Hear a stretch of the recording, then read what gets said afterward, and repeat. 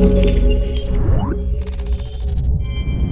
what's going on guys, Arekkz here, welcome back to another Monster Hunter Generations video and another episode of Mix Set Monday. In the last episode we took a look at a really cool set from Sky Knight Eman. It was an absolute evade lancing set, so if you guys haven't seen that, do definitely check it out. But in today's video we are turning our attention to an endgame set from Anime Prince 03. Now I have been holding off on a lot of sets like this for a while, just because I haven't had the Hayabusa Feather. Now I spent most of the weekend completing pretty much all the quests. I'm not actually quite there just yet, so I don't actually have the feather. However, in the interest of making sure that these sets also get their exposure, then I'm not going to kind of hold back just because I'm missing one item, so I'm very nearly there, so of course I will get that anyway, but it doesn't stop me from showing you guys the set. So if you do enjoy this, then a like would be super appreciated. Comment down below if you have any questions, but to begin with, this is what it looks like. Now it actually looks pretty cool. It's got part of the Shinobi Sky armor to it. The waistband looks a little bit out of place, truth be told. However, it does provide you with some pretty cool skills. So first things first, the armor set itself is comprised of, as mentioned, the Hayabusa Feather, which is a helmet that gives you plus 15 expert, i.e. critical eye plus 2, and you obtain this by completing every single village quest except the Prowler quests and the advanced quests. Plus you'll also need to do a 2-star quest in the Hunter's Hub. This quest you see here on screen. And you'll also have to have, I believe, above 1200 standing with Yukumo, but you'll do that by completing the quests anyway. So it will take a bit of time to unlock this item. It's not really difficult, it just takes time. But when you do have it, it is a very good helmet to have. It is something that a lot of endgame mix sets have, hence the reasons for, trying to get it this weekend. Anyway, on top of that, you also have the Shinobi Sky suit, the Shinobi Sky Kote, which are the arms. You also have the Chrome Metal Coil waist, and the Akantor Hessian R legs.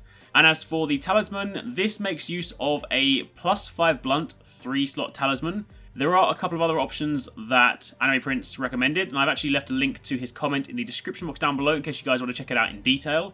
But if you do have that, then you're also going to need 5 Enduring Jewel 1s, 2 of which will go in your weapon, so you will need a 2-slot weapon.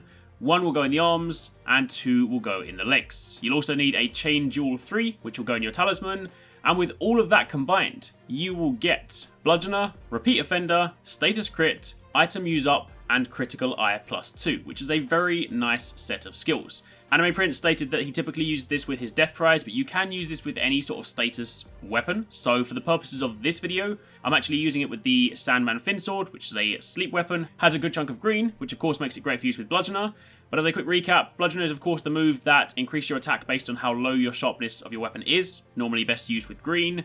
Repeat Offender increases your affinity following repeated attacks. I've spoken about this skill before. It's a skill that I personally really like. It's good for fast attacking weapons, so sword and shield, dual swords to a certain extent, insect glaive and some other weapons too.